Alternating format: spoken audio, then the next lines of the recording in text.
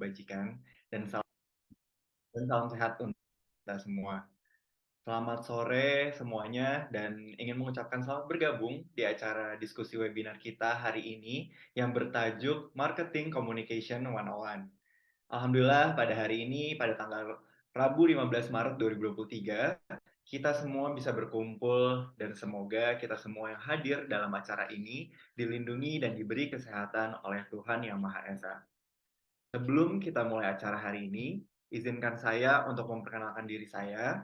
Perkenalkan, nama saya Barijani Maesa Putra, biasa dipanggil Esa. Saat ini saya akan memandu acara dan juga selaku moderator dari acara webinar hari ini.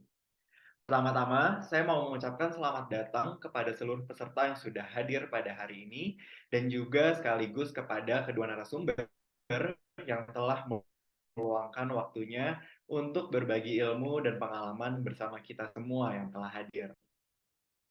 Oke, jadi topik yang akan kita bahas hari ini yaitu sesuai dengan tema kita hari ini yaitu Marketing Communication 101, yaitu Marketing Communication.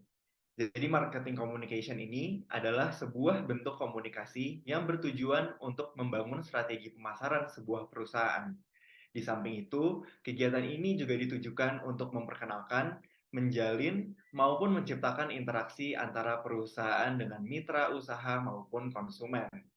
Pada webinar hari ini, kita akan lebih banyak berbincang mengenai profesi ini, mulai dari pemahaman profesi hingga skill apa aja yang harus dikuasai. Acara webinar hari ini diselenggarakan oleh Briefer, platform kerja bagi profesional dan spesialis yang menyediakan layanan jasa konsultasi komunikasi untuk berbagai sektor dan organisasi. Briefer bermitra dengan berbagai konsultan, praktisi, akademisi, hingga universitas. Salah satunya adalah Universitas Brawijaya untuk memberikan layanan bisnis terpadu mulai dari bisnis skala kecil hingga besar. Oke, itu dia sedikit pembuka dari saya.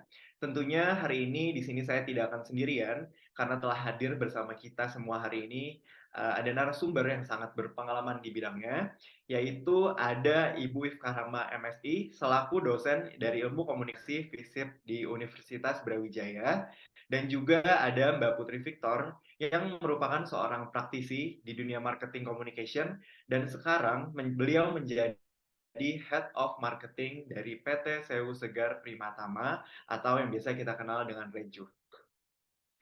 Mungkin boleh Mbak Putri Victor dan juga Ibu Wifka menyapa nih audiens kita hari ini.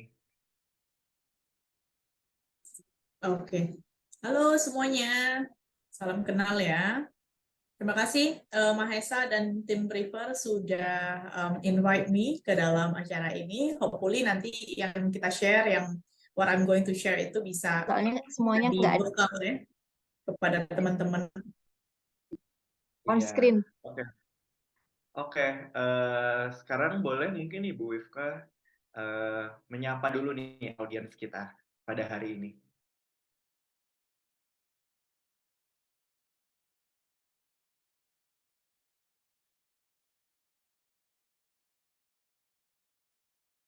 Oke, mungkin Bu Wifka masih terkendala dari sinyal. Kita tunggu sebentar ya, teman-teman semua. Oke, iya saya. Halo, halo teman-teman semuanya. Selamat sore.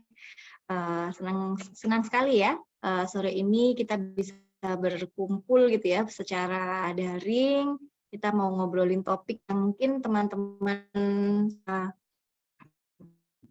sukai ya, teman-teman sukai tentang marketing communication yang curiosity tinggi, apalagi Gen Z sekarang kan semuanya serba digital ya, semuanya serba ngomongin marketing gitu ya, kayak penjual, bahkan Instagram mereka pun sangat harus dibuat ada konsepnya ya. Kalau anak-anak sekarang, kalau anak kalau usia saya gitu kayaknya Instagram ya udahlah pakai untuk posting atau mungkin bahkan kita nggak aktif ya, kayak anak justru enggak.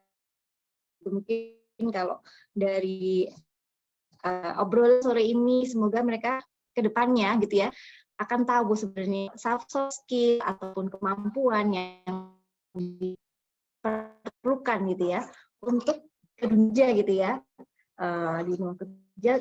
Kebetulan juga yang ikut di mahasiswa saya yang di hari ini kan semester 6. Jadi kan ini tuh bekal yang cukup bagus ya mungkin.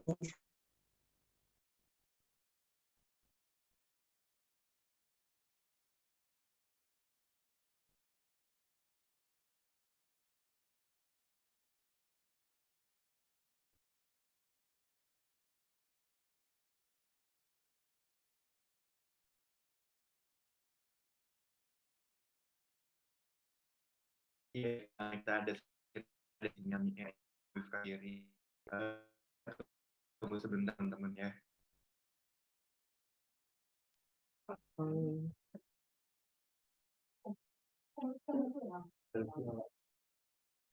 Oke, teman-teman, mungkin ada sedikit kendala sinyal ya, gitu.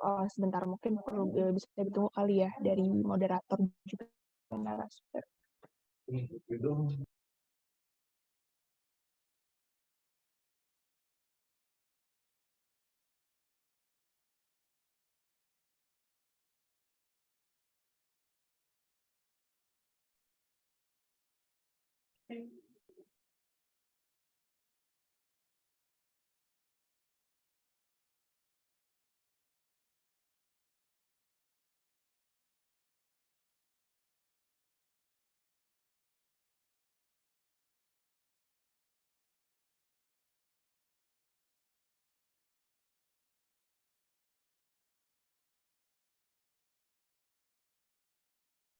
Oke, ini kita udah terhubung lagi dengan Ibu Wifka. Mungkin boleh Oke, sorry, saya sudah pindah lokasi kok ini. Insya Allah aman. ya, nggak Thank apa-apa. you, sorry. Boleh dilanjut Ibu untuk barusan. Ya, jadi harapan sore ini sih apa yang saya sampaikan pun sama Mbak Putri sampaikan tuh bisa jadi tambahan ya. Jadi wawasan buat teman-teman terutama yang join gini, mahasiswa saya yang ikut hari ini tuh semester 6. Jadi harapannya kan semester 6 tuh sudah di ini ya, sudah nggak jadi lagi ya nanti habis ini mereka ketika sudah lulus. Jadi apa sih yang diperlukan nantinya terutama skill di marketing communication itu dari saya. Oke, itu dia tadi pendahuluan dari Bu Wifka juga Mbak Putri Victor. Tentunya kita semua berharap dari adanya webinar ini akan memberikan insight baru nih bagi kita semua, baik para mahasiswa yang hadir pada acara hari ini ataupun dari seluruh audiens yang hadir pada hari ini. Waktu lebih lama lagi, langsung aja kita buka sesi diskusi pada hari ini. Yang pertama-tama saya persilahkan kepada Ibu Wifka Rahma untuk menyampaikan presinya. Untuk waktu dan tempat, saya persilahkan. Oke, terima kasih. Saya mungkin mau share screen dulu ya. Oke, sudah terlihat kan ya? Oke, jadi untuk hari ini saya mau bahas tentang marketing communication khususnya pada digital marketing communication ya, karena memang saat ini gitu skill yang tidak perkembangan dunia marketing communication itu sudah mengarah pada yang digital age ya, kita sudah masuk pada era-era digital. Memang ini adalah sebuah wawasan baru gitu ya untuk teman-teman, untuk kita semua, bagaimana kita nantinya ketika ada di dunia nyata gitu ya, di dunia marketing gitu ya harus kita ketahui. Lalu ini kurang lebih ya, saya kasih dulu tentang pergeseran gitu ya, bagaimana pergeseran dari tradisional marketing, kita yang sebutnya dulu tradisional marketing, fokus pada segmentation, targeting, positioning, lalu ketika target tradisional marketing itu mungkin kita akan sering ngomong tentang awareness gitu ya, terus enjoyment experience, tapi dengan bantuan teknologi digital, ada internet, ternyata marketing communication itu tidak hanya ngomongin awareness atau interest, tapi justru kita advocate sampai pada level engagement. Itu adalah tujuan utama ketika kita berkomunikasi dengan audiens atau konsumen ketika pada marketing. yaitu sampai ada level advocate. Misal, ketika kita ngomongin healthy life ya, kita mau produk healthy life. Dulu mungkin awareness apa sih healthy life? Segmentasi kita siapa, tapi sekarang kita kalau pada digital marketing dengan kita terkoneksi pada konsumen kita kasih tuh info bahwa saat ini tuh kita harus aware pada tubuh kita, makanan semakan tuh harus colorful misalkan, jadi akhirnya kita juga menjadi advocate karena terutama ya dengan Gen Z kita punya populasi yang surplus nantinya ya, Gen Z, Gen milenial dan Gen Z ini yang surplus, sehingga orang akan lagi melihat hanya dia jualan makanan sehat, enggak, tapi dia juga teradvokasi atau mereka teredukasi, sehingga ketika terkoneksi dengan brand tersebut ada engagement, akan mereka lebih saya belong tuh dengan lifestyle yang healthy ini loh gitu. Itu kurang lebih shiftingnya ya, tradisional marketing communication bukan. Karena kalau itu biasanya ketika ada konsep baru, konsep lama itu tidak serta-merta langsung hilang gitu ya, enggak. Tapi kita harus tetap konteks ya, terutama kita anak-anak sosial gitu ya. Kita harus tahu bahwa mungkin digital marketing ini tidak cocok kalau untuk di daerah Indonesia Timur yang susah sinyal, sehingga kita tetap harus beradaptasi dengan konteks atau budaya yang pada konsumen. Karena fokus utama dari marketing communication gitu ya, atau digital marketing communication ini fokusnya adalah audiens. Jadi apa yang sebenarnya interaksi audiens butuhkan, kita itu harus pahami dan kita bisa manage gitu. Itu kurang lebih ini bagaimana marketing communication itu sudah transformasi karena adanya digital era itu tadi. Jadi ada 5D yang kita tampilkan ini, digital device, platform, digital media, digital data, dan digital teknologi. Ini penting karena apa? Yang pertama misalkan digital device. Digital device tuh kayaknya kalau dulu ada istilah my life, my adventure gitu ya. Kalau sekarang my device is my life gitu ya. Teman-teman bisa pergi tanpa bawa tas, tanpa bawa dompet mungkin, karena semuanya ada di HP kita gitu ya. Sehingga informasi penting pun ada di HP kita. Mungkin yang sudah nonton film Unlock gitu ya, kayaknya sekarang HP kita tuh jadi kita insecure gitu loh kalau HP kita ketinggalan di mana dan lain sebagainya gitu, sudah jadi tinggi gitu ya, atau kita sudah sangat khawatir gitu karena memang semua kebutuhan kita, transaksi banking dan lain sebagainya itu ada di HP kita gitu ya, smartphone kita. Lalu ada D yang kedua, digital platform, yaitu kita berkomunikasi menggunakan smartphone kita gitu ya dengan orang lain, atau kalaupun kita sebuah brand dengan konsumen kita yang menggunakan browser atau aplikasi yang ada, misalkan saja media sosial, Twitter ataupun Instagram. Lalu digital medianya sendiri banyak karena tadi ya semuanya kembali platformnya juga digital, akhirnya kita pun email, pesan-pesan iklan itu juga justru akan menjadi semakin personal. Misal, HP saya memang di Malang ya, dengan Mas Mahesa gitu ya, dengan Mas Mahesa itu yang ada di Jakarta, lokasi yang sering saya kunjungi Mas Mahesa beda gitu. Saya di Malang, iklan-iklan yang mungkin akan muncul di HP saya itu ya iklan-iklan mungkin studio foto di Malang, atau mungkin makanan toko makanan yang ada di Malang gitu. Tapi sama Mas Mahesa ya mereka yang ada di Jakarta. Itu kurang lebih bagaimana communication channel-nya. Terus kalau kita sudah subscribe pada e-commerce tertentu, kita akan dapat personal promotion ya melalui email promotion gitu. Itu adalah digital medianya saat ini. Jadi dan apa yang kita sampaikan pada device kita itu juga menjadi insight dari bisnis. Lokasi yang kita di Google itu akan tracing ya kebiasaan orang. Kebiasaan orang itu apa sih gitu. Misalkan saya karena seringnya ke kampus, terus ke rumah, akhirnya produk-produk yang ditawarkan mungkin di device saya adalah produk-produk untuk membantu pekerjaan saya.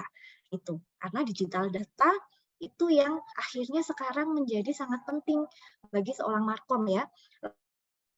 Yang terakhir adalah digital teknologi. Jadi bagaimana dulu sekarang orang tuh ke mall, saya mungkin yakin di sini semuanya kalau ke mall tuh kadang kita comparing ya, kita membandingkan. Kan kita sudah lihat misalkan di Shopee Mall-nya gitu, di Shopee Mall-nya, tapi nggak yakin nih bahannya enak nggak ya baju ini, atau mungkin sepatunya ukurannya pas nggak sih. Jadi kadang kita ke mall cuma untuk meyakinkan, oh bajunya bagus, karena diskonnya misalnya memang lebih banyak di e-commerce misal. Akhirnya kita balik lagi ke rumah, kita transaksinya dengan secara online gitu. Jadi banyak lagi sekarang istilah, oh ada off-store, ada online store seperti itu. Jadi kita punya produk, nggak harus punya toko gitu ya, nggak harus punya orang nggak harus datang baru bisa bertransaksi, itu enggak. Jadi itu kurang lebih transformasinya ya pada marketing communication saat ini. Nah ini saya mungkin ngasih beberapa data ya. Kalau di Indonesia sendiri tahun 2022 populasi kita ada 270 juta sekian, tapi ternyata mobile connection-nya itu lebih dari populasinya, karena kan kita memang punya regulasi ya, satu orang boleh punya nomor atau bisa punya beberapa device gitu ya, sehingga memang lebih dari populasinya. Jadi handphonenya lebih banyak loh dari manusianya, sampai seperti itu. Sehingga dari data ini, kalau jadi seorang markom, apalagi sekarang semua harus berdasarkan data ya, big data, kita harus lihat dulu data ini. Oh, berarti kita harus kan bikin website atau kita bikin promosi itu yang paling tidak friendly gitu ya. Jadi ketika dilihat di HP itu nggak yang lama loadingnya, karena sekarang loading lama pun orang sudah males gitu ya, menunggu lama dan lain sebagainya. Itu data yang harus membaca data, itu juga sebuah kemampuan yang harus dimiliki mahasiswa saat ini. Lalu penggunaan media sosial yang paling banyak digunakan di kita sendiri di Indonesia itu WhatsApp, itu masih yang paling banyak, lalu Instagram dan juga Facebook, itu 3 yang terbesar. Jadi baru TikTok ya, kalau TikTok mungkin Gen Z sekarang sudah semakin tinggi ya, nanti mungkin nggak tahu tahun 2023 bisa aja meningkat di TikTok-nya gitu. Karena dari platform-platform yang mungkin 4 terbesar ini, informasi yang disampaikan itu memang sangat visual ya. Anak sekarang tuh kayaknya perlu visual gitu, nggak hanya informasi yang by text ya, tidak membaca, tapi visualnya ketika bagus atau mungkin videonya yang menarik, itu menjadi tadi untuk merebut engagement dari konsumen kita. Jadi ini saya juga data juga untuk kita yang mungkin bermanfaat, sehingga konsep pada digital marketing communication, integrated marketing communication-nya juga bertambah. Ada digital marketing di sini. Jadi kalau saya tunjukkan, ada sebelumnya ada publicity, branding activation, PR, promotion tool, yang ini tetap berjalan, tapi ada satu tambahan nih kakinya, ada digital marketing. Mulai dari website, sosial media, podcast, apps gitu ya. Ini contohnya, sehingga ada sinergi. Jadi bagaimana IMC yang ada gitu ya, konsep integrated marketing communication yang ada tambahan lagi dengan teknologi. Kalau saya mungkin mengutip dari salah satu buku marketing 5.0 ya dari Hermawan Kertajaya, bahwa teknologi itu for humanity. Jadi sekarang memang teknologi itu digunakan untuk supporting manusia gitu, bukan lagi mengganti. Jadi teknologi tidak untuk menggantikan ya, tapi untuk supporting, seperti itu. Oke, lalu kalau sudah tahu nih konsumen kita, karena kan yang utama ketika markom itu konsumen ya, konsumen kita ketika untuk menjangkaunya gimana? Kalau memang industri gitu ya, small business di Indonesia itu kan UMKM, small business itu banyak sekali, dan media sosial salah satunya itu menjadi platform yang sangat membantu ya. Tapi kita sebagai brand, sebagai produsen harus sangat paham. Jadi harus bikin misalkan ini dari Senin sampai Minggu ketika kita mau kasih konten di akun media sosial kita, entah itu YouTube, Instagram, ataupun TikTok, kalau bisa tuh konsisten.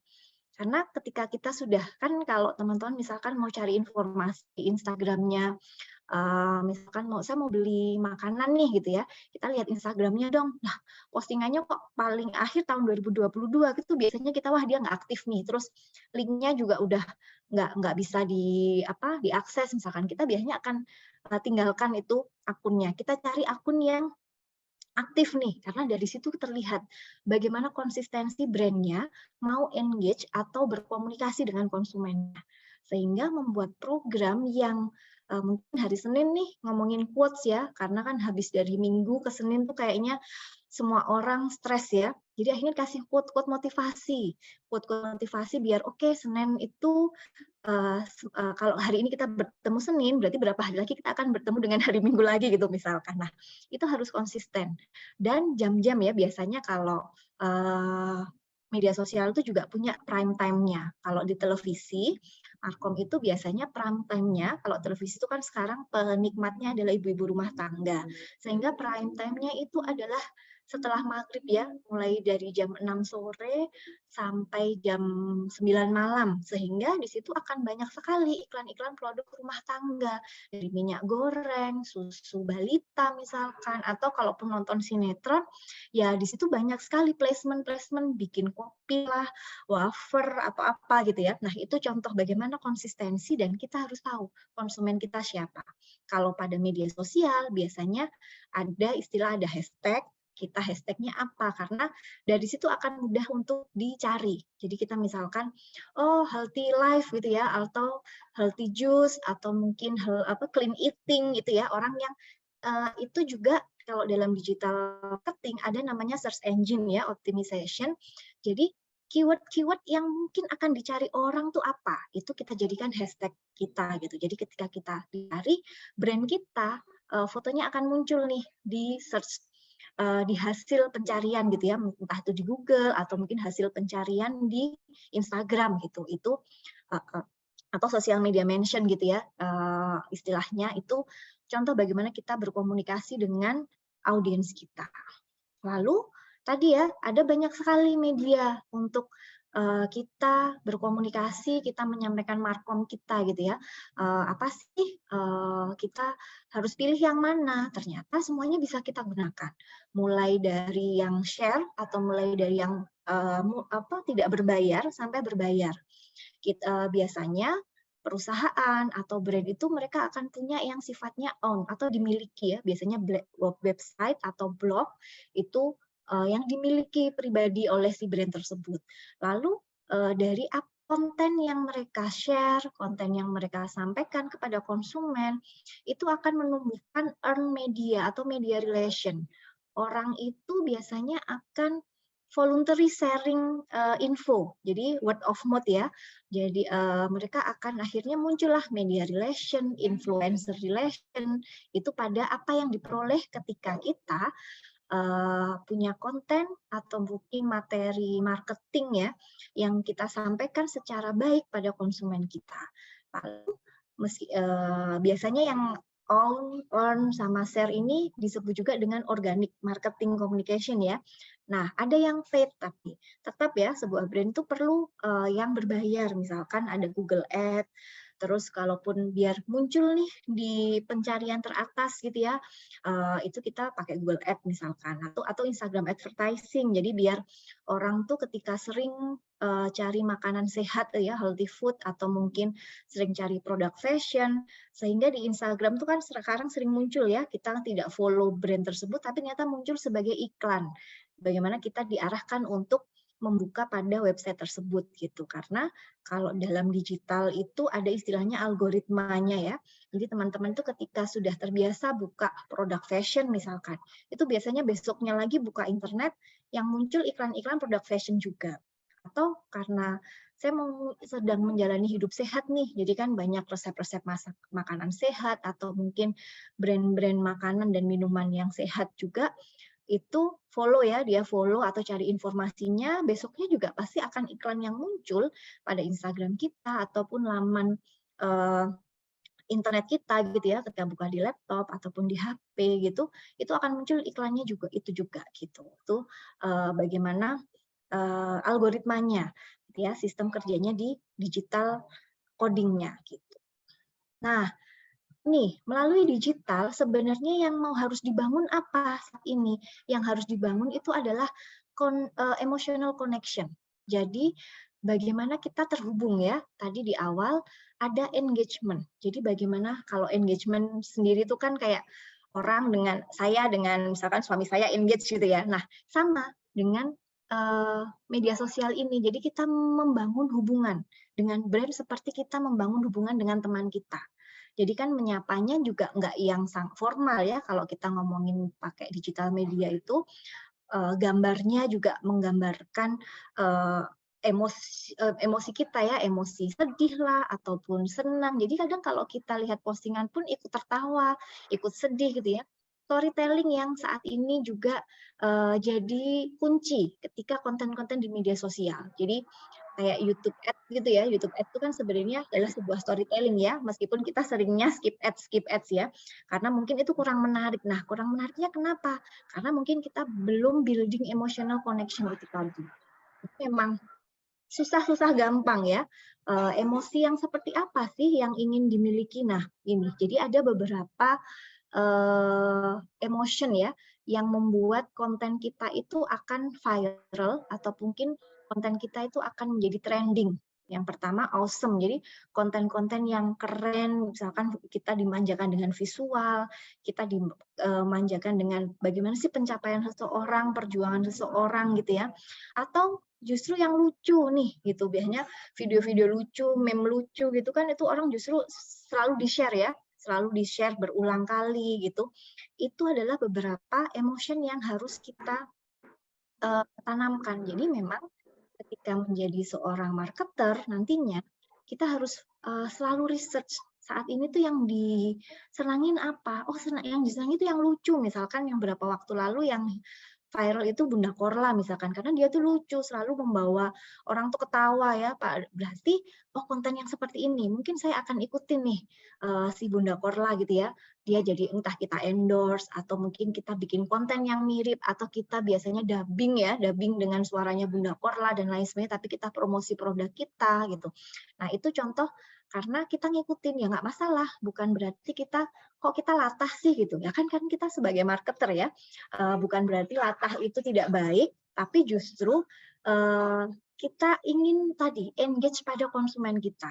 Karena yang diinginkan sama konsumen kita adalah ini loh saya ingin konten yang lucu, yang kayak kontennya Bunda Korla misalkan, atau konten yang lain, konten yang mungkin nanti biasanya ini menjelang Lebaran, konten-kontennya biasanya ada agak-agak sadness gitu ya, karena nggak bisa mudik nih, tapi ternyata mungkin saya jualan provider gitu ya, oh ternyata tetap terkonek nih dengan keluarga saya kalau saya video call, saya pakai Zoom dan lain sebagainya, atau kita bisa kirim barang, kirim parcel ke orang yang jauh gitu ya, itu biasanya konten yang nantinya mungkin akan sering muncul akhir-akhir ini nanti ya, kita bisa predik. Karena itu yang harus juga dimiliki oleh seorang marketer, memprediksi momennya. Momennya sekarang mau puasa sama Lebaran. Puasa itu kadang kita kalap makan, kita harus berarti sedia makanan sehat nih. Apa ya yang paling nggak stok di kulkas tuh apa yang ada. Nah itu kita mulai membuat storytelling mungkin ya. Oh ternyata kalau saya mau sahur gitu ya, cepet-cepet saya nggak sempat nih ngupas buah atau apa dan lain sebagainya. Saya berarti mungkin saya sedia susu atau mungkin sedia jus gitu ya. Itu yang coba dibuat di kontennya, coba yang dibuat materi ya, materi promosinya dari brand kita gitu misalkan. Itu bagaimana kita mengenali emosi dari konsumen kita. Nah, sehingga beberapa soft skill yang harus dimiliki gitu ya seorang marketer, yang pertama pasti empati ya, kita paham gitu ya, kita memahami kebutuhan mereka apa, kita juga harus selalu kurius, karena kalau kita sudah tadi misalkan trennya Bunda Korla, ya udah stuck atau berhenti di situ sampai beberapa konten Bunda Korla, terus orang akan justru bosan gitu ya, tapi kita harus kurius terus apa ya sekarang yang sedang viral misalkan, atau apa ya yang sekarang diinginkan oleh konsumen kita, seperti itu. Lalu persuasif, jelas kita sebagai marketer, kita mungkin jualan produk ataupun jasa, kita harus persuasif, kita harus tapi persuasifnya sekarang itu bukan yang ayo dong beli satu gratis satu gitu ya, itu biasanya sangat hard selling, tapi persuasifnya sekarang itu tadi pakai storytelling misalkan. Contohnya misalkan iklan salah satu produk gula apa ya, gula untuk diabetes gitu ya. Gula diabetes itu kan kalau dulu banget itu yang disasar adalah orang tuanya. Tapi sekarang justru anaknya. Jadi bagaimana anaknya juga sadar gitu ya.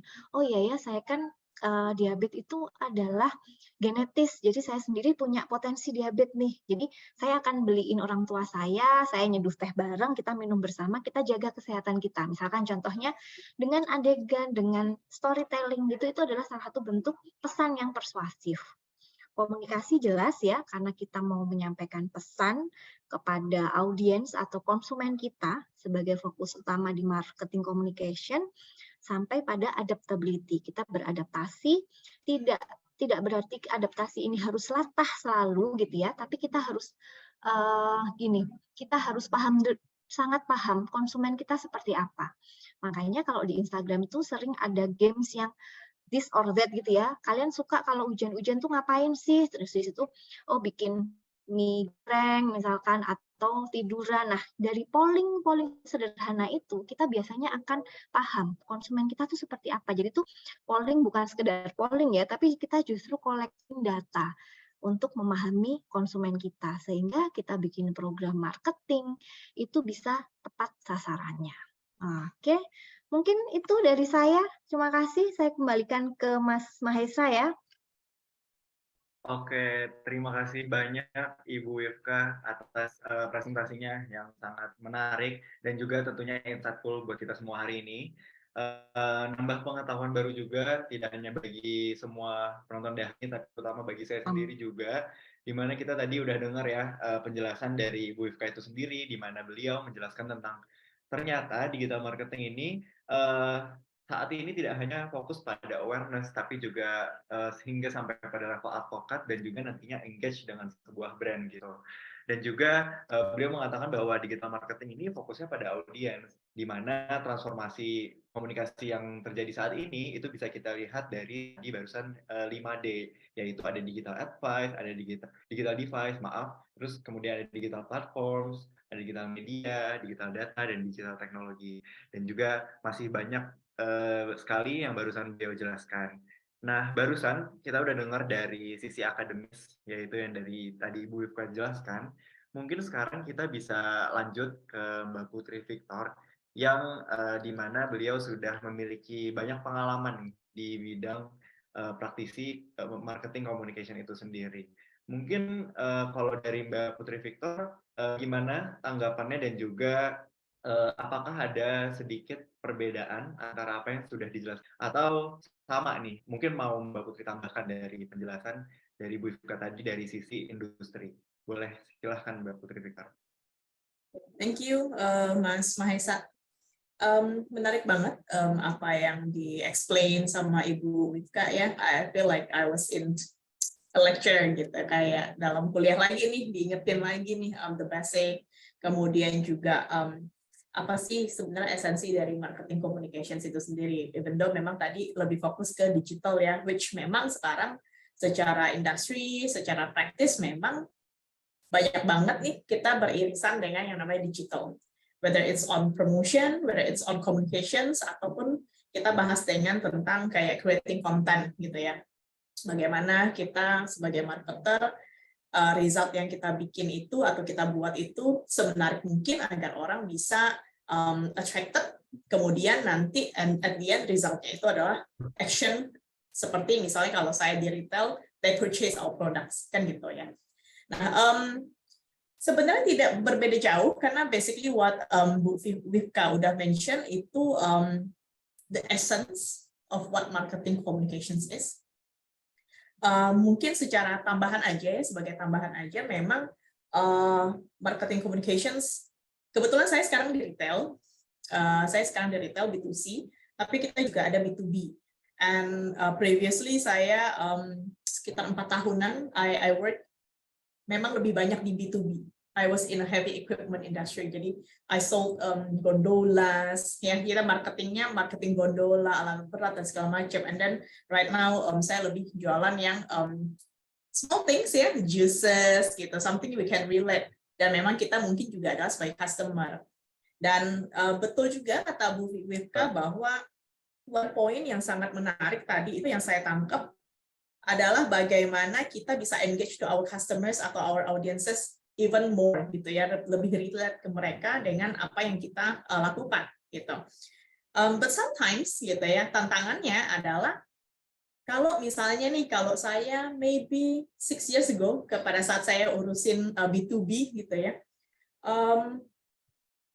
bagaimana saya tahu tentang kebutuhan gedung gitu kan? Bagaimana mereka memilih yang namanya gondola atau bagaimana mereka memilih alat berat gitu kan? Because I'm not the user of alat berat gitu.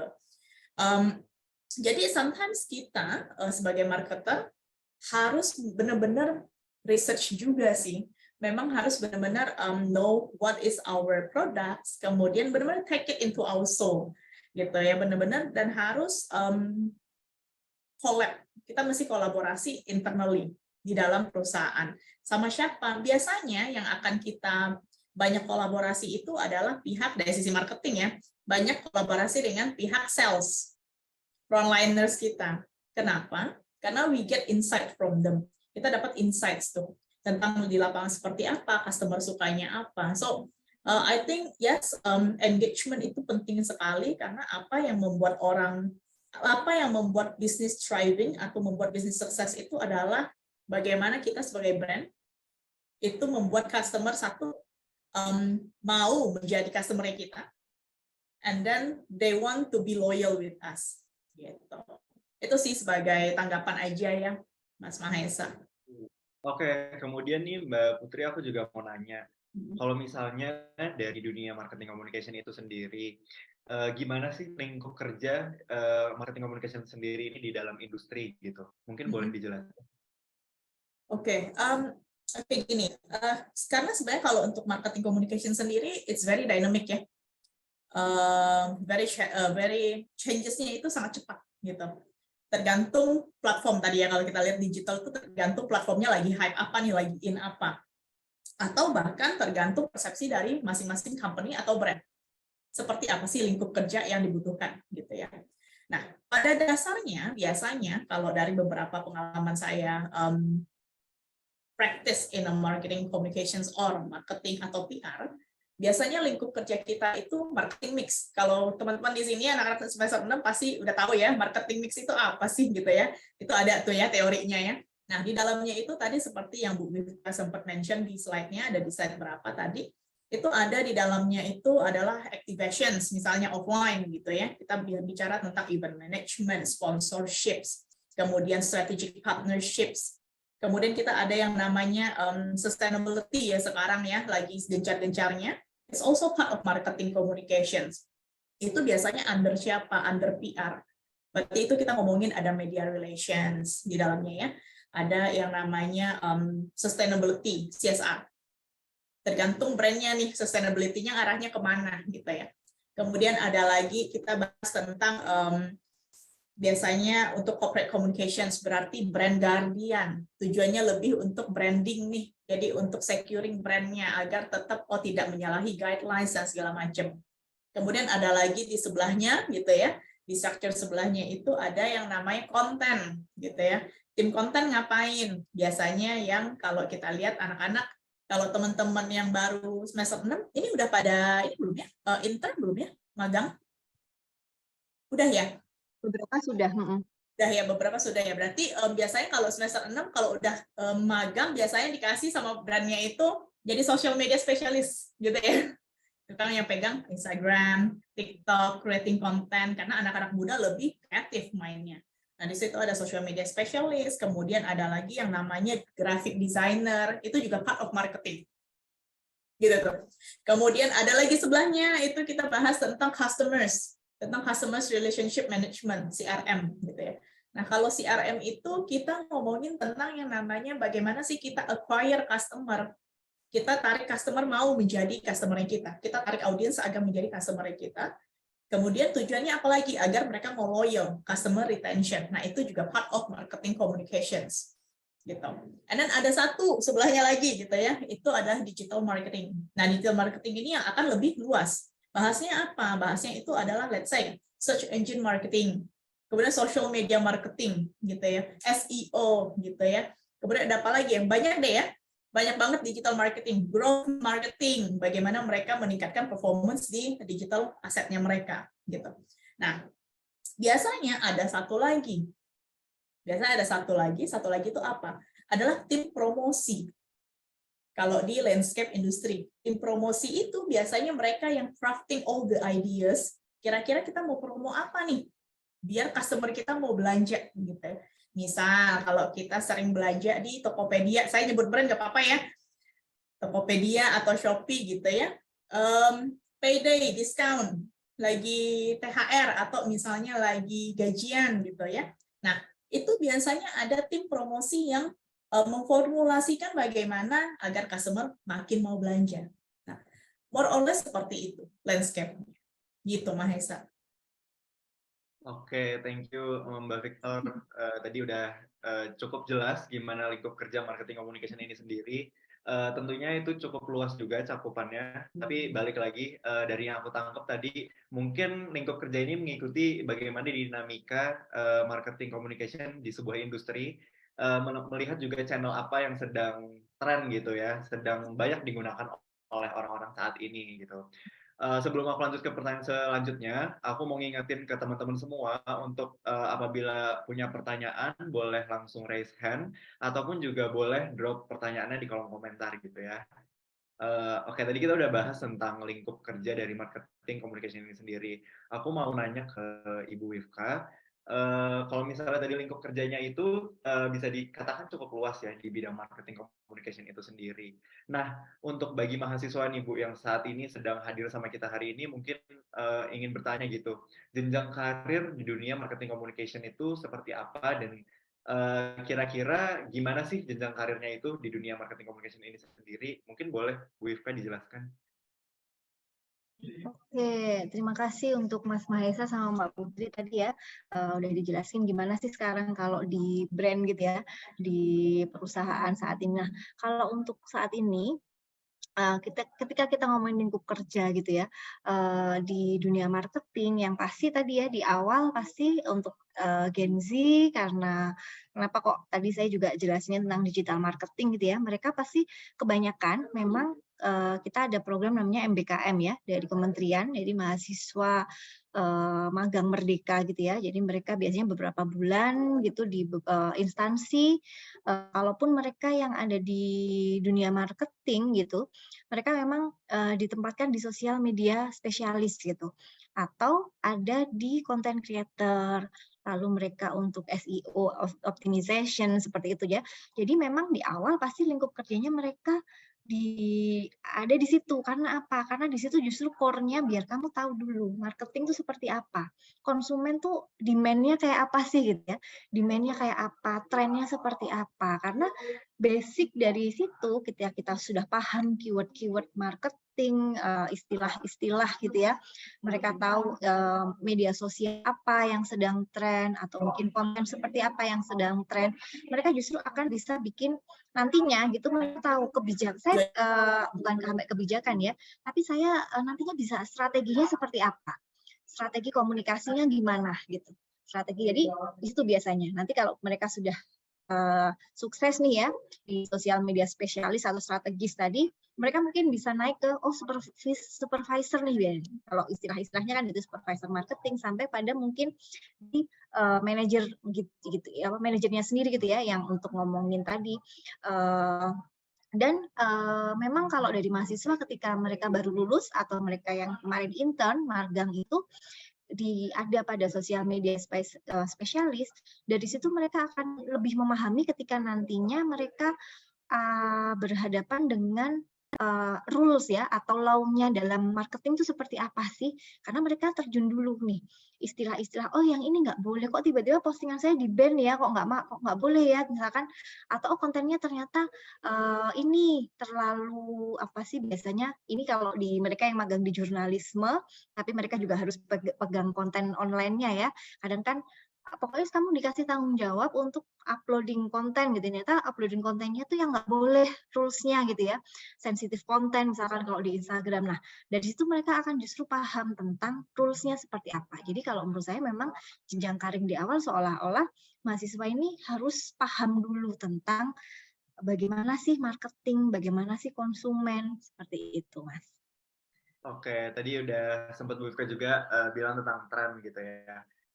Mungkin ke Mbak Putri Victor, aku mau nanya nih, apa sih tren dari marketing communication itu sendiri di tahun yang sedang tren banget gitu di tahun 2023 ini? Oke. Kalau kita lihat sih sebenarnya gini ya, kalau dibilang tren, don't quote me, but I think ini lebih ke practice saja ya. Kalau kita lihat dari tahun 2020 sampai tahun 2022 terakhir ya, kita merasakan memang kayak pandemi ya, banyak restrictions untuk beraktiviti, and then also di awal 2022 waktu itu, di awal 2020 waktu itu marketing, especially tim marketing di semua company itu putar otak 24/7, 24/7, 24 jam dalam 7 hari itu kita kerja. Kenapa? Karena kita melihat bahwa ada shifting dari apa yang biasa kita lakukan, and then tiba-tiba puff, nggak bisa ngapa-ngapain. Toko nggak bisa buka, ya, mall tutup, there's nothing we can do. Karena it's a natural thing gitu ya, pandemic. Kemudian sekarang 2023 pandemic slowly goes down gitu ya, udah agak sedikit turun gitu ya, orang udah bisa ke mall dengan bebasnya. Kemudian yang paling menonjol itu apa? Konser musik, festival segala macam udah mulai keluar lagi ya.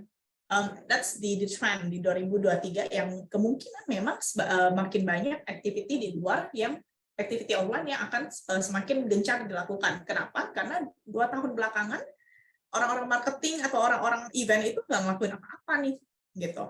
Jadi kalau misalnya saya bisa bilang bahwa di 2023 ini we will expect a lot, gitu ya, di 2023 we will expect a lot yang namanya offline atau outdoor events, di mana orang more and more untuk yang namanya reunian, ketemuan. Apalagi sekarang almost Ramadan ya, bulan Ramadan, buka puasa udah bisa buka bareng ya. Nah, ini memang saatnya every brand, apalagi FMCG and retail, ini pasti berbondong-bondong kita akan yang namanya the momentum to sell, the momentum untuk promosiin brand kita dan produknya kita. Karena orang sudah lama sekali tidak mungkin yang tadinya harusnya biasa yang mudik. Pada saat pandemi kita nggak bisa mudik. Dan 2023 kita udah bisa mudik lagi nih. Nah, it's a really momentum buat semua orang marketing gitu ya, semua brand untuk langsung yang namanya kita go inside the market and then sell our brand atau our products within Ramadan time gitu.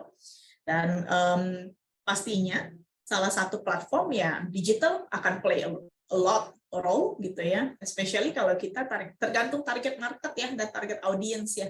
Ada kalau misalnya targetnya memang Gen Z banget gitu ya, I think TikTok is actually one of the best platform untuk kita content creation segala macam. Tapi when it comes to more mature atau apa ya, audience yang lebih mature atau yang lebih mapan gitu ya, biasanya akan lebih banyak di Instagram. Atau tapi kalau misalnya marketnya atau brandnya punya audiensnya itu lebih boomer, dan Facebook masih memegang peranan gitu. So it's really depending nanti platformnya, tergantung dari sisi objektif company-nya lagi. Bisnisnya mau ngarah kemana. Karena setiap kali kita menjalankan yang namanya channel of communications, itu tergantung. Company objektif mau kemana sih? Dari situ baru tuh diturunkan ke namanya strategic marketing. Gitu. Itu sih, Mas Mahesa. Story short-nya ya, gitu ya, yang kecil gitu ya. Ya. Tadi kan kita udah sempat ngomongin beberapa platform media sosial yang digunakan gitu kan ya Mbak. Nah mungkin challenge dari sosial media itu apa sih? Dan juga dari setiap sosial media itu yang disebutkan tadi oleh Mbak Putri Victor itu challenge-nya apa aja dari setiap masing-masing sosial media gitu? Mungkin boleh Oke, kalau misalnya kita bilang sebenarnya sosial media itu punya plus minusnya ya masing-masing ya. Challenge-nya itu adalah sebenarnya dari sisinya kita dulu nih. Do we understand our market? Bukan di platformnya sendiri gitu. Pertanyaannya adalah apakah kita paham nih audiens kita siapa? Karena when it comes ketika kita tidak paham siapa yang kita mau sasar, bukan platformnya yang salah, strateginya yang salah. Challenge-nya adalah itu, bagaimana kita memahami audiens yang kita. Jadi mesti dibalik nih pertanyaannya. Pertanyaannya adalah bagaimana kita mengetahui customer kita atau audiens kita tuh di mana sih? Nah, itu challenge terberatnya. Karena biasanya kalau kita bicara tentang practice gitu ya, atau di lapangan, pastinya ada apa namanya interest ya. Misalnya, si A lebih suka di Instagram, si B lebih suka munculnya di TikTok gitu ya. So, kita ketemu jalan tengahnya di mana? Jalan tengahnya itu balik lagi tadi kata Bu Yuka, kalau marketing harus masuk ke data. Datanya dulu aja kita show. Misalnya, ternyata memang banyak dipakai WhatsApp gitu kan.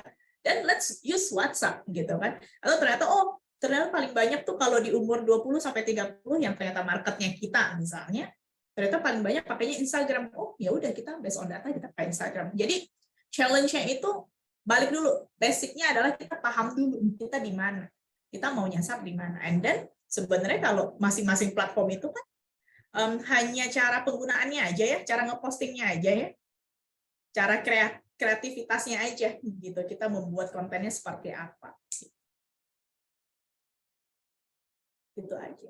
Oke, Mbak Putri Victor. Tadi udah cukup jelas ya gimana caranya dan apa aja challenge yang kita temukan dari berbagai media sosial gitu ya. Nah, salah satu lingkup kerja marketing itu kan tadi ada sosial media marketing gitu ya. Kalau dari sisi praktisi, ruang lingkup kerja lainnya itu kira-kira ada apa aja nih, Mbak Putri Victor? Banyak. Jadi selain sosial media pastinya kita bilang tadi offline ya. Offline itu kita bilang ada yang namanya event management. Jadi yang create event. Tujuannya apa? Bukan serta-merta hanya membuat event biar crowd, biar muncul rame, habis itu selesai. Tidak. Munculnya event management itu karena kebutuhan. Tadi kalau sempat nih teman-teman semua lihat presentasinya dari Bu Wifka, ada traditional marketing, ada juga yang digital marketing gitu ya. Nah, di praktis di lapangan saya selalu bawa yang namanya integrated marketing communications, integrated marketing. Whenever it is possible, selama itu possible harus dijalankan yang namanya integrated marketing, baik dari sisi tradisional maupun dari digital gitu. Jadi yang tradisional itu seperti misalnya placement, advertisement misalnya kayak kita ngomongin billboard, reklame, itu masih work di Indonesia ya.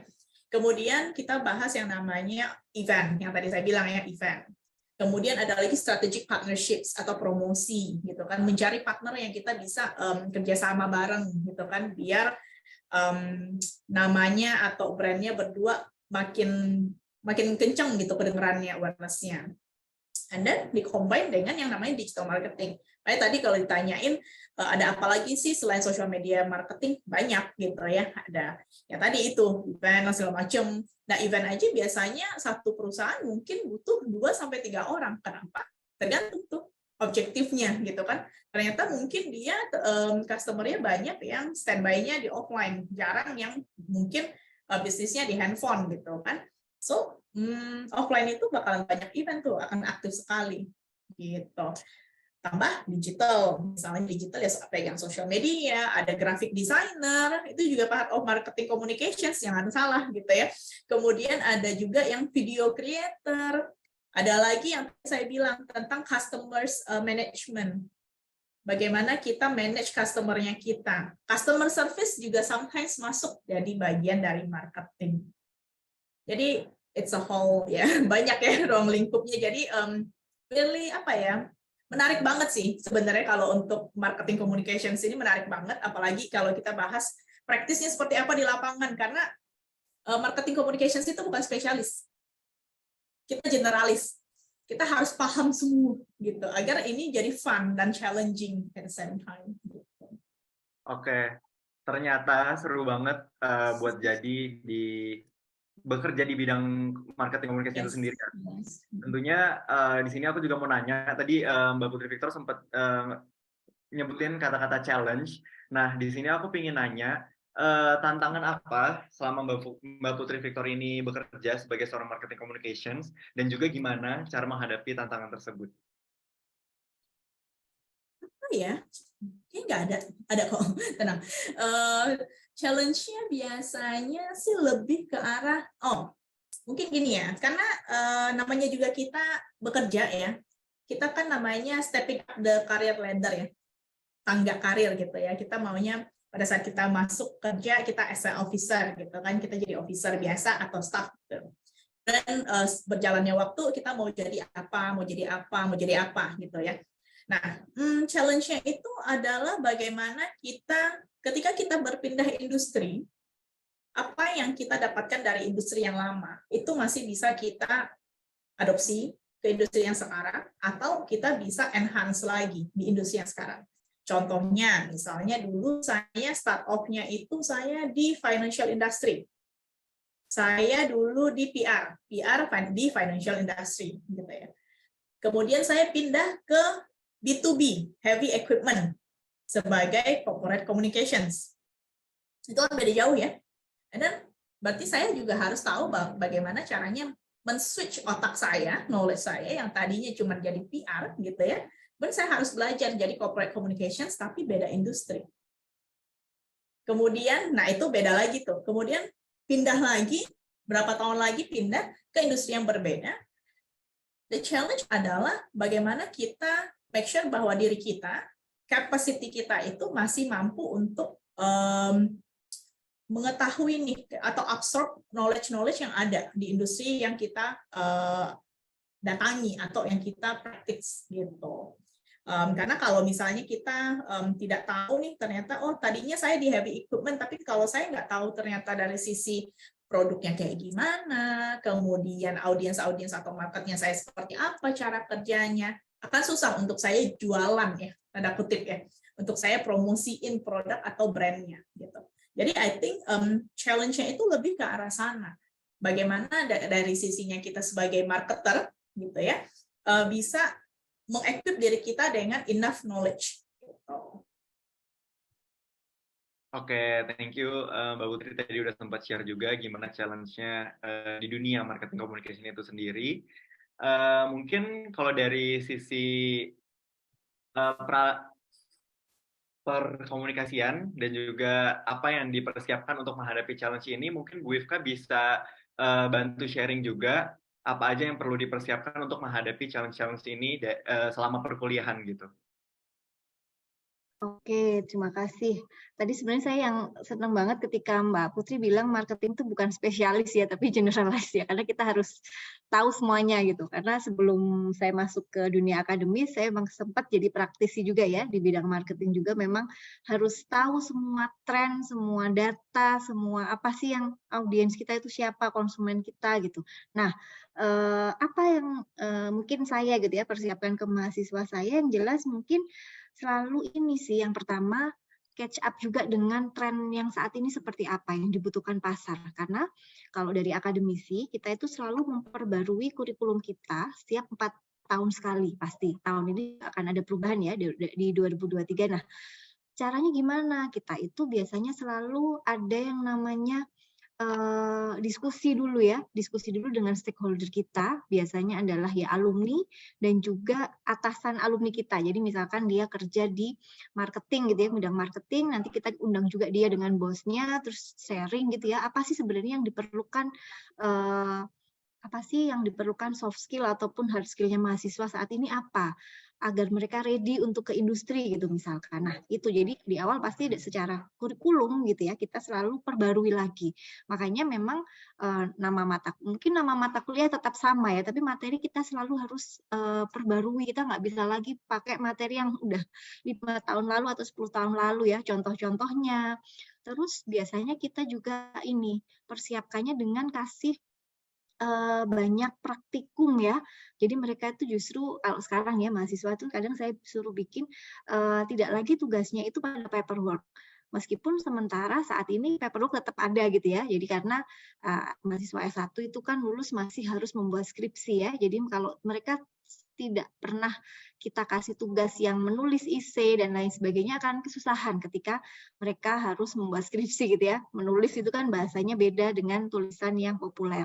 Selain itu ada praktikum yang jadi kadang saya suruh bikin dong video singkat 3 menit, 2 menit gitu ya, entah itu di TikTok atau mungkin bikin podcast gitu ya, yang biar mereka ketika nanti disuruh aku bikin konten dong ketika di industri mereka sudah paham. Itu jadi kurang lebih persiapannya kita mereka harus selalu updating juga dengan tren kebutuhan industrinya seperti apa. Karena sampai saat ini pun yang diinginkan mahasiswa itu siap gitu ya, ketika nanti lulus mereka selain mereka juga diharapkan kalau bisa nih bikin startup dan lain sebagainya ya, tapi mereka juga harus masuk pada industri yang sudah ada gitu, sehingga kita bekali dengan tadi banyak praktikum dan kita updating pada tren yang dibutuhkan industri itu seperti apa.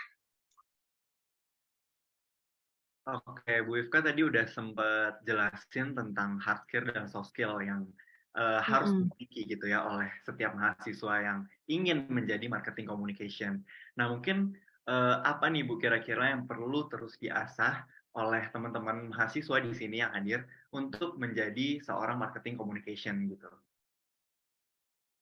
Yang pasti sih nggak berhenti, mereka nggak boleh menutup diri ya pada informasi, terus mereka juga melihat gini, kalau saya selalu melihat ngasih tahu mahasiswa apa yang dilakukan mereka sekarang, misalkan Bu, hobinya kan anak sekarang tuh selalu pokoknya smartphone ya, device itu selalu nomor 1 ya, bahkan di kelas sekarang kita tidak bisa kamu harus bawa kertas atau mungkin bawa buku, tulis catat, nggak. Mereka tuh kadang karena kita juga sudah share materi, mereka juga lihatnya di HP itu juga nggak selalu mereka itu ternyata adalah lagi HP-an, lagi main dan lain sebagainya gitu ya.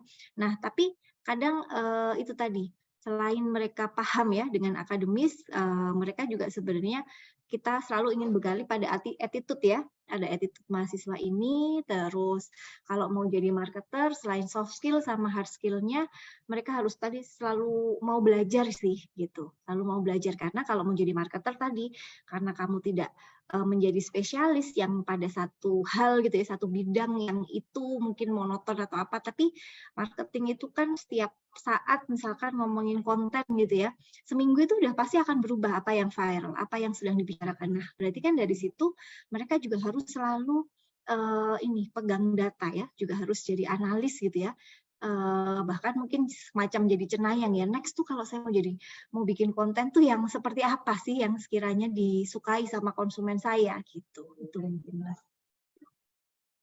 Oke, terima kasih Bu Ifka atas penjelasannya tadi ya terkait dengan hard skill dan soft skill apa yang mahasiswa harus siapkan untuk menjadi seorang marketing communication. Nah, aku mau lanjut ke Mbak Putri Victor. Pernah nggak sih Mbak Putri menemukan sebuah studi kasus gitu ataupun sebuah campaign tentang marketing communication itu sendiri yang berkesan gitu atau yang menarik selama Mbak Putri Victor bekerja di industri marketing communication? Mungkin boleh diceritain Mbak Putri. Studi kasus ya. I think saya akan bawa yang paling ngetrend. Yang pasti semuanya di sini tahu. BTS tahu ya? BTS Korean tahu ya? They are practically a brand. Mereka kan itu brand sebenarnya. They are not just boy band. Yang menarik menurut saya adalah BTS itu punya fandomnya itu 100 juta ya. Over than 100 million fans all over the world. Gak cuma di Korea. Kita bahas di Indonesia bahkan banyak banget ya namanya ARMY ya. They even label themselves as ARMY gitu. Itu kasus yang I think study case yang menurut saya patut setiap marketer itu lihat gitu. Dan saya belajar banyak juga dari BTS. Kenapa? Karena dari manajemennya mereka meng-create satu produk ya. Although mereka manusia ya. Satu produk yang memang sellable, likable, lovable bahkan, sama viral gitu. Nah, satu hal yang saya rasa sangat works di dalam penjualan BTS brand ini adalah kontennya mereka. How they are really in touch atau connect dengan para ARMY ini. Itu sih. Jadi mereka membuat konten-konten tuh yang sebenarnya lovable banget nih. Jadi kayak mereka punya yang namanya fandom, I think it's a website di mana orang bisa beli merchandise-nya mereka, nonton konsernya mereka, beli tiket lewat sana. I'm not a fan, saya bukan fansnya BTS, tapi saya rasa study case ini tuh wajib untuk kita lihat gitu. Karena dari sisi bagaimana mereka melabelkan ARMY ini saja sebenarnya udah sangat patut kita contoh ya, tanpa yang bikin campaign yang sangat hard selling loh ya. Sama satu lagi adalah hal yang kedua yang mereka patut diacungi jempol itu, pada saat mereka create story, create song, lagu-lagunya itu mereka relate to hal-hal yang something audiensnya atau army-nya itu, fansnya itu relatable, yang bisa relate with di lirik-liriknya itu. Nah, kalau dari sisinya brand, kenapa sih saya angkat BTS? Karena sometimes dari sisinya brand kita lupa. Kita ini biasanya creating a content based on what we need, what we want to see dari sisi brand.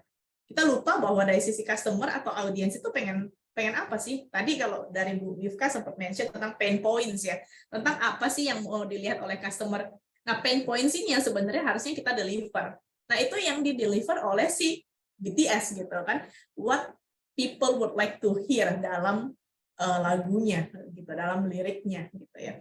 Jadi I think itu the real case yang mungkin kita bisa it's a simple thing gitu ya, simple banget, tapi sebenarnya kita bisa bedah itu kasus study case-nya BTS ini, kemudian kita lihat apa sih yang sebenarnya mereka jalankan sampai mereka bisa terkenal worldwide gitu. Even I think more than what big brand atau big FMCG brands do gitu.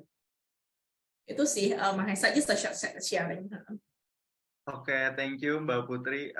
Menarik sekali ya teman-teman semua, gimana tadi BTS itu, study case dari BTS yang bisa kita ambil, gimana caranya mereka bisa sangat engage dengan para audiensnya, dengan fandom yang mereka, sampai bisa brandnya seterkenal itu. Nah, mungkin tadi udah dijelaskan Mbak Putri Victor, aku ingin nanya kalau dari Ibu Yufka sendiri, dalam mengajar, dalam perkuliahan tentunya kan juga kita sering menggunakan study case gitu ya Bu, untuk memberikan pesan pada mahasiswanya itu sendiri untuk mendapatkan real project gitu. Nah, ada nggak sih sebuah study case ataupun campaign yang sering gitu atau pernah Ibu Yufka gunakan di perkuliahan untuk diberikan kepada mahasiswanya itu sendiri? Oke, sebenarnya study case tadi sebenarnya juga sama satu yang disampaikan sama Mbak Putri. Kadang saya juga kasih nih beberapa drakor ya, karena memang di trennya skripsi mahasiswa beberapa tahun terakhir itu juga sering banget, karena memang in fashion ya, Korea itu kan sedang invasi dunia marketing gitu ya.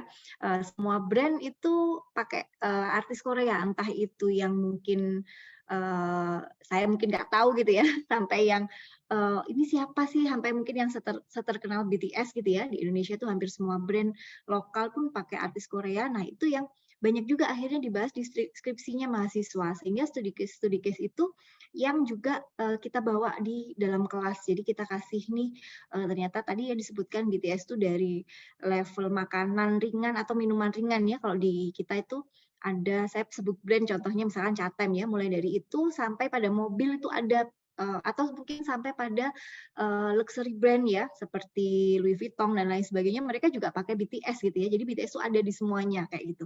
Itu contohnya bagaimana branding yang dilakukan oleh tadi contohnya BTS. Atau kalau nggak gitu saya karena misalkan selain ngajar di digital marketing, saya juga ngajar ada mata kuliah komunikasi pemasaran. Saya ngasih beberapa case yang kontekstual misalkan di negara tertentu ya, misalkan ada contoh ini loh sekarang iklan yang sifatnya ada augmented reality ya, jadi seolah-olah kita melihat ke cermin tersebut tapi ada kayak dulu kan Pokemon gitu ya, sedang tren. Nah, tapi sekarang tuh trennya di beberapa halte di negara seperti Singapura, yang mereka punya public transport yang bagus gitu, itu bisa dilakukan gitu. Tapi ternyata di kita, mungkin karena kita tidak punya public transport, khususnya di Malang ya, halte kita itu tidak digunakan secara fungsional gitu, sehingga iklan itu kira-kira bisa nggak sih, saya kayak kasih contoh kayak bisa nggak sih diterapkan di Malang misalkan, oh ternyata nggak bisa. Jadi kita sebagai marketer, kita juga harus sangat kontekstual. Kita harus tahu konsumen kita seperti apa. Kenapa iklan yang sangat sangat bagus gitu, misalkan dia pakai augmented reality, itu tidak bisa diterapkan di kita, misalkan, karena mungkin dari level edukasi atau level sebaran masyarakatnya tidak seperti mungkin di Singapura, misalkan. Nah, itu contoh. Jadi kita selalu saya selalu kasih studi kasus yang seperti itu. Jadi ada beberapa comparison gitu ya. Jadi mereka biar semakin peka dengan tren itu kita tidak harus selalu ikutin, tapi kita harus kenal dulu dengan audiens kita seperti apa gitu.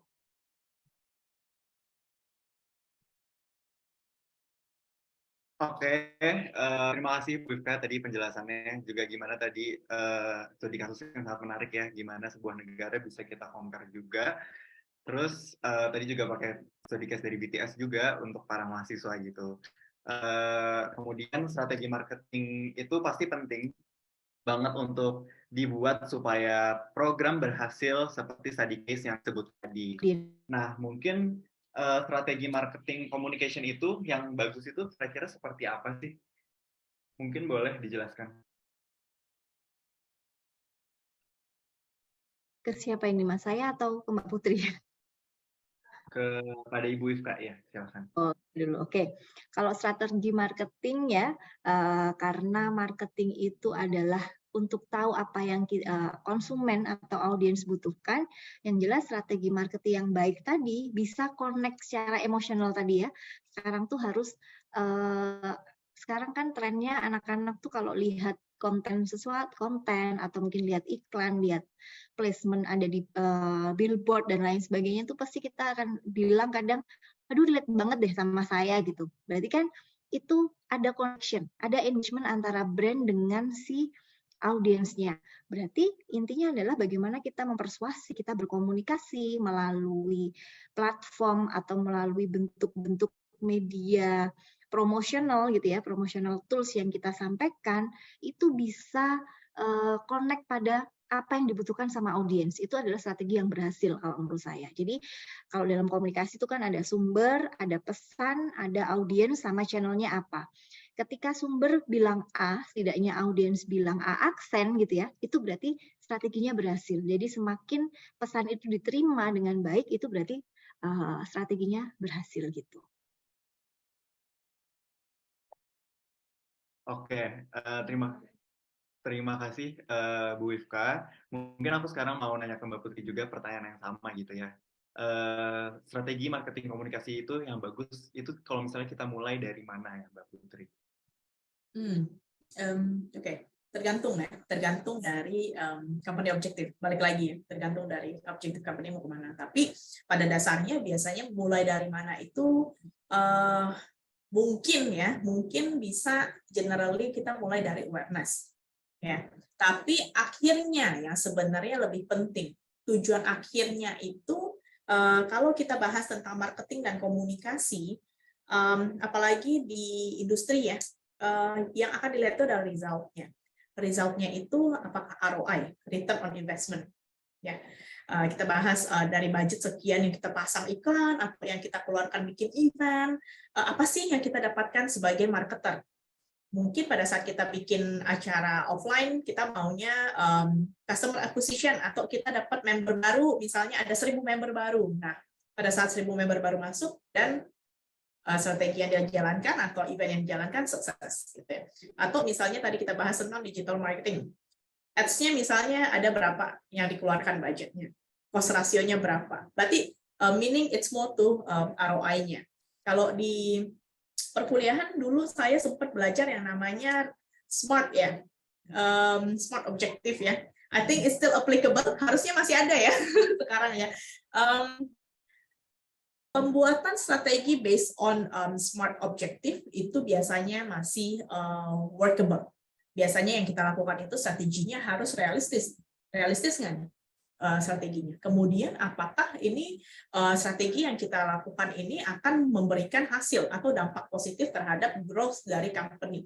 Kenapa saya selalu menekankan yang namanya ROI, growth, kepada teman-teman di sini, adalah once you are inside of the lapangan gitu ya, di pekerjaan, marketing itu menjadi salah satu engine dari company. Kita adalah sentral dari bisnis. Central dari bisnis itu maksudnya apa? Karena kita adalah supporter pertama untuk bisnis.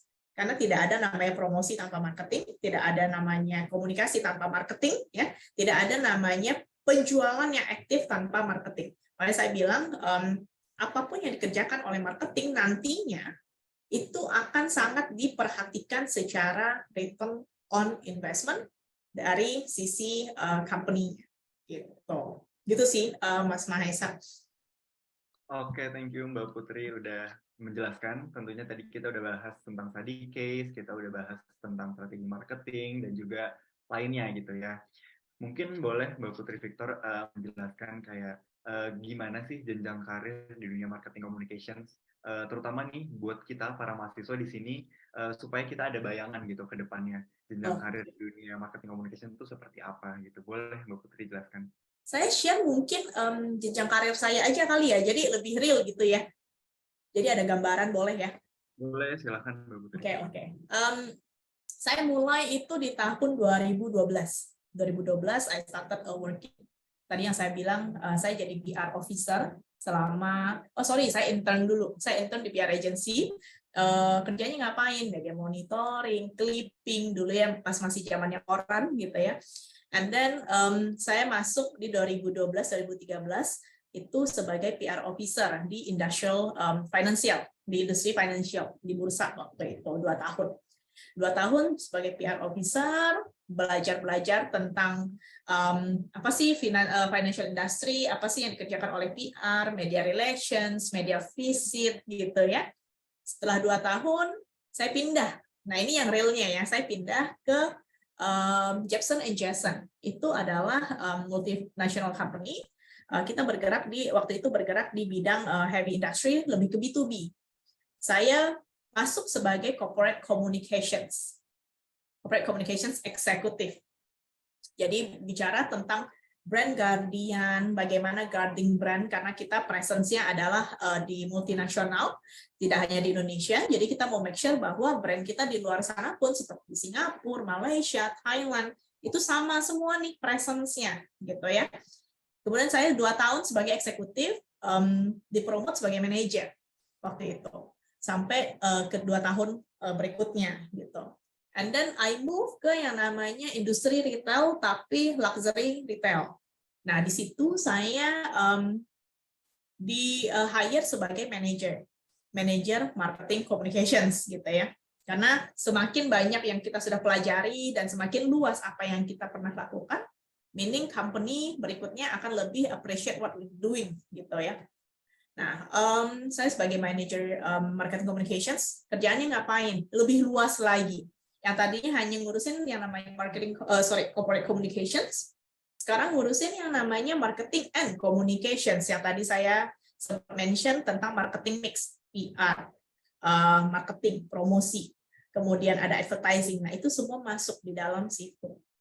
Saya di situ sekitar 3-4 tahun. Kemudian saya sekarang ada di Rejuv, di industri retail, makanan dan minuman. Saya sebagai head of marketingnya gitu. Jadi sebagai head of marketing, kerjaannya ngapain? Lebih luas lagi.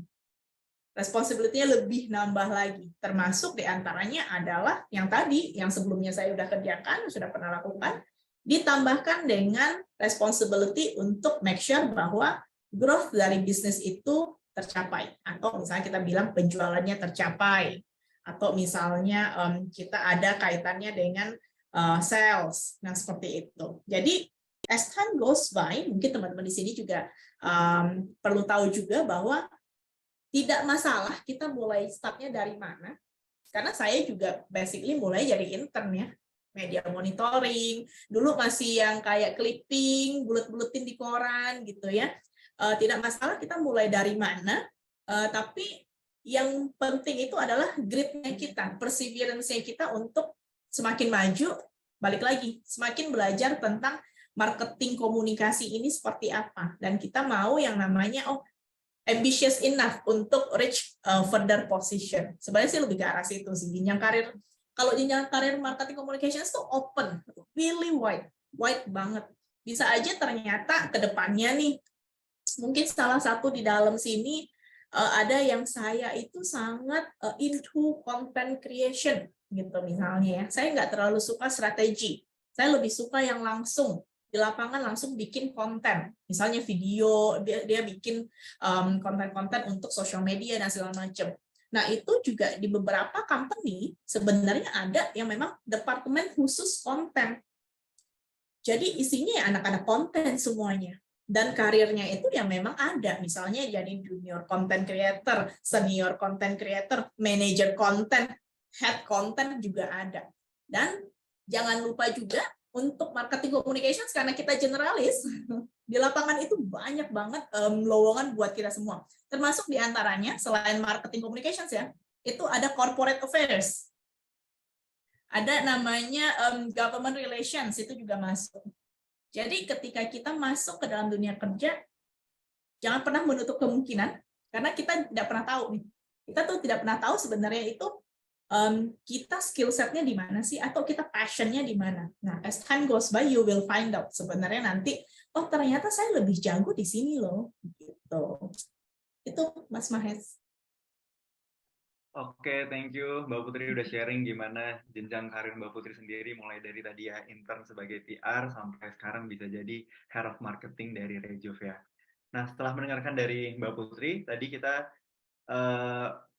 aku mau nanya lagi ke Ibu Wifka, ada nggak sih pesan-pesan nih untuk teman-teman semua yang hadir pada acara hari ini yang ingin memulai karirnya menjadi seorang marketing communication gitu. Silakan Bu Wifka. Oke, yang pertama mungkin rajin kuliah nggak ya? Itu juga sih. Oke, jadi paling tidak yang pertama ya, karena mereka mahasiswa saya setidaknya ketika ngerjakan tugas itu, coba kalau saya selalu kasih ke bimbingan saya, misalkan ketika kamu memang sukanya pada marketing, mata kuliah apapun gitu ya, marketingnya misalkan saya tuh seneng Bu sama konteks yang perempuan gitu ya, bagaimana bikin iklan tentang perempuan atau apa. Nanti misalkan ada mata kuliah digital marketing, coba nanti berarti buat yang tentang influencer perempuan tuh kayak apa sih? Lalu misalkan mata kuliahnya ada di komunikasi organisasi ya. Ambil contohnya juga yang tentang perempuan tadi misalkan. Jadi ada nanti ketika beneran di lapangan atau mungkin setidaknya buat tugas akhir, kamu memang sudah fokus dengan satu tema tertentu misalkan. Jadi ada konsistensi situ. Jadi kamu akan memahami gitu ya dengan fenomena yang memang kamu sukai tersebut gitu. Jadi kamu tidak hanya mau dengan isu A atau isu B, tapi kamu juga mampu karena kamu sudah ada ini konsistensi gitu ya. Mungkin tema itu kadang saya yang salah satu agar mahasiswa ini mudah untuk critical thinking-nya gitu. Nah, jadi tugas itu tidak hanya sekarang apalagi ya, sekarang tuh karena sudah banyak artificial intelligence ya. Kalau tugas paper kita sendiri dosen-dosen akhirnya yang paham ya, tugas paper tuh kamu masukin aja nih, tolong buatin paper tentang ini, itu akan muncul. Itu yang kita sebagai dosen tadi ya, kita harus tahu trennya, kita harus update. Makanya kita mempersiapkan tugas itu nggak hanya tugas paperwork. Untuk biar mahasiswa memang mereka menganalisis. Jadi saya juga ngajar ada riset pasar ya, riset komunikasi pemasaran. Di situ memang saya suruh mereka belajar gitu ya, gunain Google Trend itu seperti apa, riset sosial media mention itu seperti apa, agar mereka nantinya siap gitu ya, ketika sudah masuk pada industri dan memang fokus maunya ke marketing, mereka sudah tahu beberapa tools-tools tentang marketing, lalu beberapa hal yang harus dipersiapkan tadi, soft skill yang dipersiapkan tuh apa. Dari situ dulu saya selalu mempersiapkan di mahasiswa. Oke, terima kasih Bu Wifka untuk pesan-pesannya nih untuk pada mahasiswa semuanya. Nah, aku ingin ke Mbak Putri sekarang. Kalau dari Mbak Putri sendiri, ada nggak nih pesan-pesan untuk teman-teman semua yang hadir hari ini yang ingin memulai gitu karirnya sebagai seorang marketing communication? Silahkan Mbak Putri. Oke, sebenarnya sih kalau pesan-pesan, I think jangan pernah menutup diri, gitu ya, menutup diri atau menutup knowledge gitu ya. Karena balik lagi marketing ini sebenarnya sesuatu yang dynamic dan very flexible. Kita bisa belajar dari manapun. Dan kalau misalnya ada teman-teman di sini yang mostly mungkin semester 6, dikit lagi sudah mau terjun ke dunia kerja gitu ya. Jangan pernah menutup yang namanya kemungkinan dan jangan pernah menutup kesempatan. gitu. Jadi willingness to try itu juga menjadi salah satu trait-nya kita ya, apa namanya, soft skill-nya kita tuh, berani mencoba gitu, berani melangkah, itu juga menjadi salah satu yang saya rasa after a while kerja gitu ya, practice dan segala macam, itu menjadi sesuatu yang penting juga kita untuk memulai karirnya kita. Sama yang terakhir itu mungkin ini cheat sheet ya, apa namanya, rahasia kalau kita dari sisi brand, apa sih yang kita lihat kalau kita merekrut yang namanya fresh graduate gitu. Kita tidak pernah melihat yang namanya skill. Kenapa? Skill itu menurut kita semua fresh graduate sama. Karena you are just graduated gitu ya. Semua sama, ilmunya sama, kita anggap ilmunya sama. Tapi yang kita lihat itu adalah dari sisi attitude, behavior, kemudian bagaimana kita bisa bersosialisasi dengan teman-teman satu kantor, atau potensialnya seperti apa sih.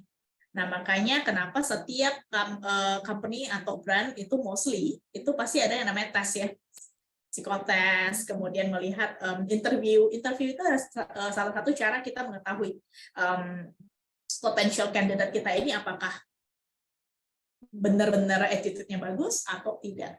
Karena dari sisi brand kita berharap siapapun yang join our company have to have a positive impact gitu. Itu cheat sheet-nya sih. Jadi menurut kita kalau untuk fresh graduate, Bu, biasanya kita tidak melihat yang skill-nya harus gimana gitu ya. Karena ya basically you guys are sama fresh graduate gitu. Jadi kita akan melihat dari sisi attitude dan bagaimana kita willing untuk mencoba hal-hal baru, dan grit-nya kita nih, perseverance gitu. Oke, terima kasih banyak Mbak Putri untuk pesan-pesannya tadi, sangat bermanfaat ya untuk kita semua yang sudah hadir hari ini. Cukup sudah sesi tanya jawab kita di hari ini. Kini kita udah ada di ujung acara diskusi webinar. Sebelumnya aku sekali lagi mau mengucapkan terima kasih banyak atas waktu dan kesempatannya kepada narasumber kita hari ini, yaitu ada Mbak Putri Victor dan juga Ibu Ifka, yang udah berbagi ilmu kepada kita semua pada sore hari ini. Tentunya juga mau mengucapkan terima kasih banyak kepada seluruh peserta yang sudah hadir hari ini, dan juga kepada seluruh tim yang sudah membuat proses dari webinar ini lancar sampai saat ini. Semoga dari diskusi webinar hari ini, peserta mendapatkan banyak ilmu serta juga insight seputar dengan dunia di marketing communication. Jika teman-teman butuh insight yang lain seputar industri komunikasi, teman-teman bisa follow akun Instagram Briefer di @briefer.id. Saya Esa, pamit undur diri. Kurang lebihnya saya ucapkan mohon maaf atas kata-kata yang kurang berkenan. Sampai bertemu di acara selanjutnya. Wassalamualaikum warahmatullahi wabarakatuh.